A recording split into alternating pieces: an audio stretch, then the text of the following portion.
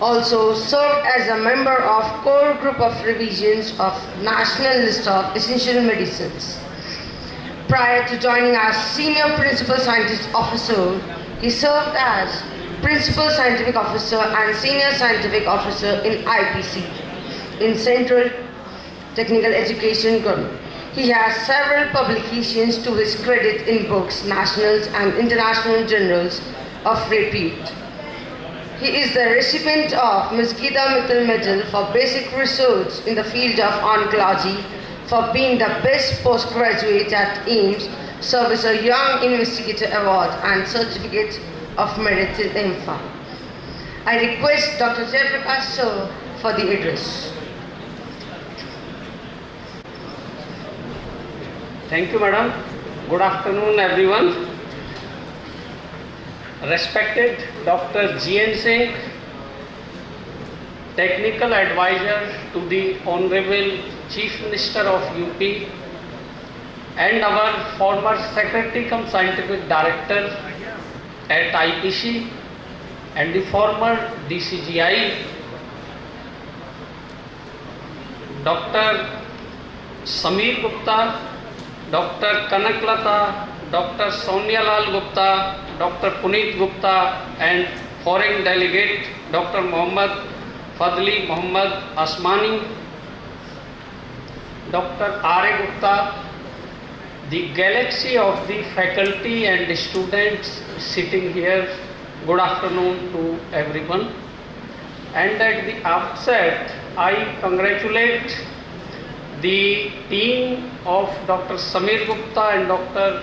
Kanik Lata for organizing the first International AMR Conference to create the awareness amongst the students. The purpose of bringing some of the important personalities to this hall is not just to call for this important meeting and conference, but as the students are the future pillars of the nation, they also get motivated from the work, the important personalities they have played and they have created in their lifetime. Take for example our Director, Secretary cum Scientific Director, Dr. G.N. Singh. He has created the Indian Pharmacopoeia Commission on the international lines, and it has set the path and the trend for bringing the harmonization in the pharmacopoeial education as well as in the pharmacopoeial standards in the country. During his regime as the apex drug regulator, he had also brought out many changes in the drug regulations, and just one thing he mentioned about the Schedule H1 drugs. So not only that one, but many other things like the regulatory changes in the clinical trials and updating the guidance documents, bringing the changes in the Drugs and Cosmetics Act 1940 and Rules 1945 thereunder. So he has brought out many changes in our drug regulations. So from the work of the persons, such eminent persons, I think each of us will get motivated, and at least many of the students sitting in this hall, they will be inspired and will think that I also want to go to reach to this particular position. So not only our chief guest, but many others who are sitting here, particularly the mentors of this institute, they are also the guiding force for the youngsters sitting here, and under their guidance, your quite a complex journey of pharmaceutical education and research will become so easy that once you listen to their lecture, many things will be registered in your mind forever. Let me come to this important topic. You know, many of our speakers, they have told why this AMR is happening, and to some extent every moment we all get educated, as it is a continuous process. So the overuse, the misuse, the underuse, the indiscriminate use of the antibiotics, their use in the animal husbandry and agricultural sector, and rampant prescribing sometimes by the prescribers, they are some of the important reasons of the antimicrobial resistance. You can take a simple example of the anti-tuberculosis drugs. If a patient is suffering from lung tuberculosis, and if that person does not complete the required short course chemotherapy, then that person is not only posing the risk to his or her own health, but all the family members who come in his or her contact, it will be very difficult. And at the moment there are the problems of compliance. You know that tuberculosis, which was easy to be managed with the easy course of the chemotherapy, it may become MDR tuberculosis, and even the second line drugs of tuberculosis, they may fail, and that really poses a risk. And you know, the research in the area of the antibiotics is very important. As we see that the pipeline of the antibiotics development and research does not seem to be as viable as other sectors of the drug research. So all the antibiotics, they must be used in a judicious manner. So not only that antimicrobial resistance is important, but the proper selection of the drugs, proper selection of the antibiotics, proper diagnosis of the disease is also very important, so that the antibiotics are prescribed in a judicious manner. And if you look at the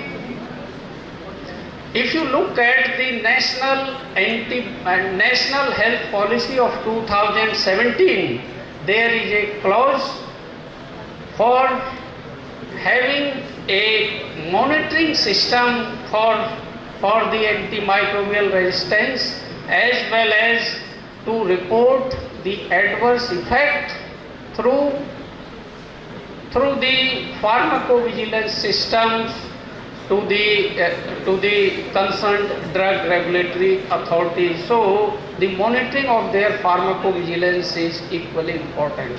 So we require not only the drugs which are quality assured, but the drugs which are safe, which are effective, is the need of the hour. And in this direction, I tell you that the National Formulary of India 2021 has a specific chapter on antimicrobial resistance, giving the clinical tips how to control and how to manage and how to prevent the antimicrobial resistance.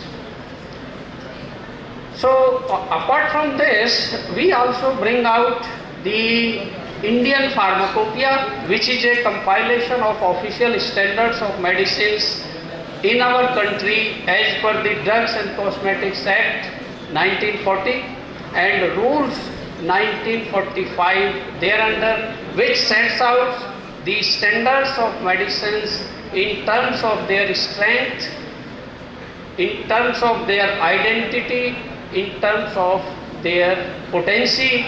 And if you look at the 9th edition of Indian Pharmacopoeia 2022, you will be finding the new quality standards of the antibiotics. So, if those quality assured such antibiotics are judiciously prescribed and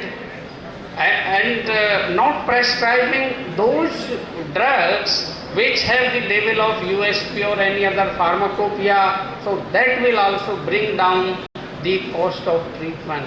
So,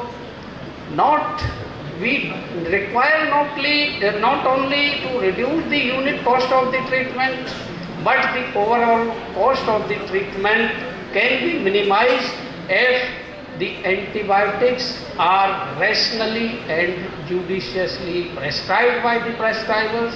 And as we have listened, that if we are seeking the advice of a physician and if the clinician has not written any antibiotic, that means next time many people, they don't want to go then, as sometimes they learn, though they may be doing their professional work in a right manner, but changing the mindset of the patient also remains a challenging task.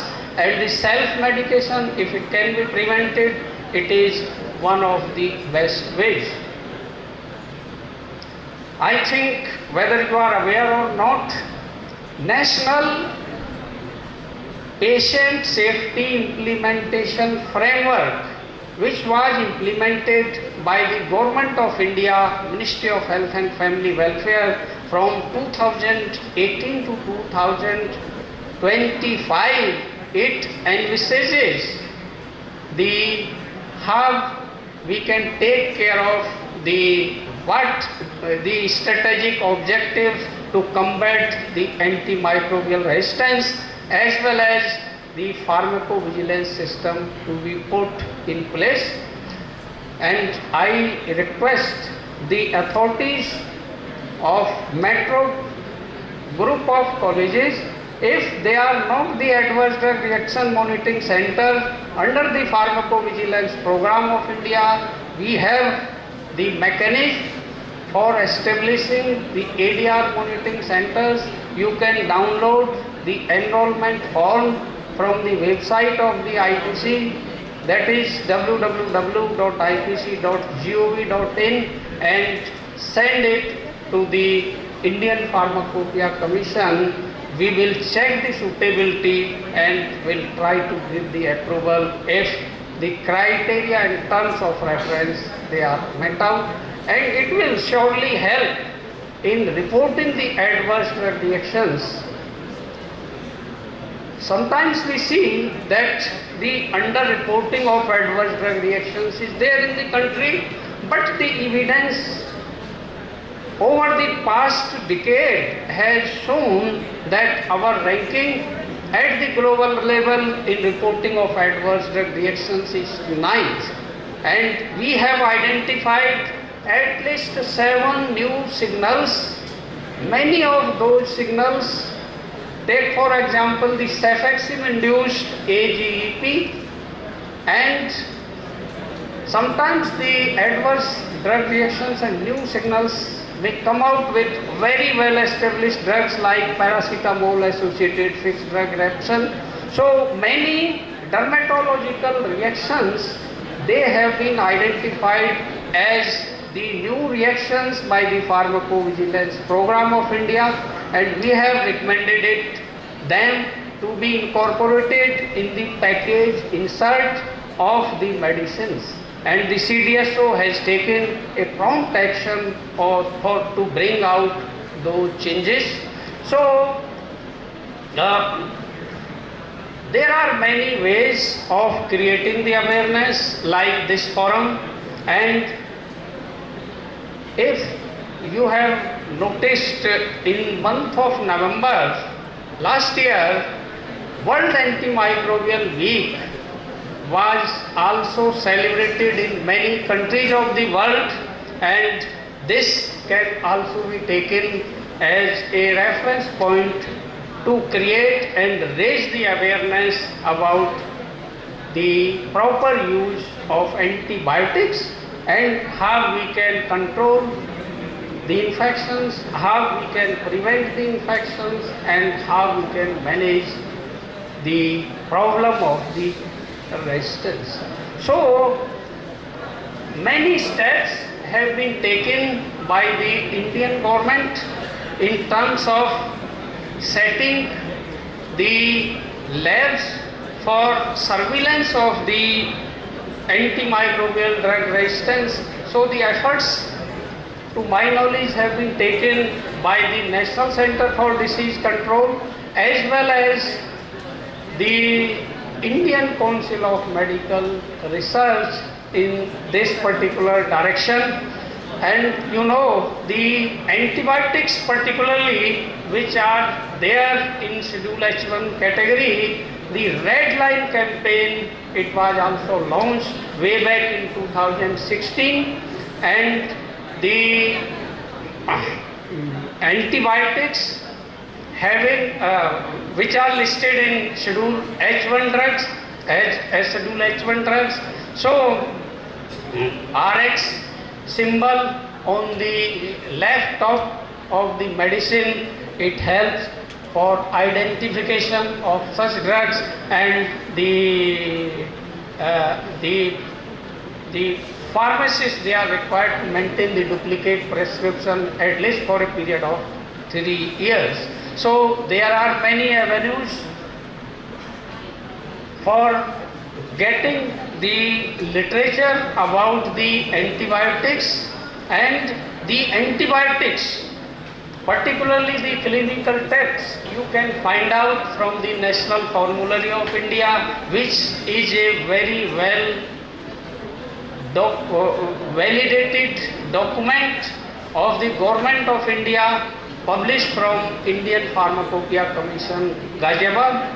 So I will not be taking much time, but I thank the organizers for inviting me here, and especially Dr. G.N. Singh, the authorities of this college, and Sri R.A. Gupta ji, who always keeps on giving the inspirations for creating and raising the awareness about the pharmacy students. So I am very thankful and grateful to each of you for inviting me here and being the part of this important international conference. And I think the college authorities will continue to organize such interesting seminars and international conferences in future as well. I thank everyone for their attentive listening. Thank you so much.